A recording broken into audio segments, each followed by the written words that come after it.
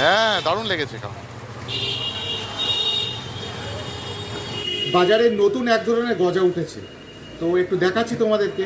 এই দেখো, আমার মনে হয় না সবাই এরকম গজা এখনো পর্যন্ত দেখে উঠেছো, কারণ এটা মনে হয় খুব বেশি দিন বেরোয়নি, কারণ আমি খুব বেশি দিন এটাকে চোখে দেখিনি। আমি এর আগে কালী পুজোর দিন একদিন দেখেছিলাম, রাস্তায় যাচ্ছে একটা লোক বাইক নিয়ে, পেছনে একটা শোকেজ করা, তো খাওয়ার জিনিস রয়েছে। আমি জিজ্ঞেস করলাম যে দাদা এটা কী খাবার? বলছে এটা গজা। আমি বলছি এ আবার কীরকম গজা, আর কোনোদিন দেখিনি তো। বলছে এটা তিলের গজা।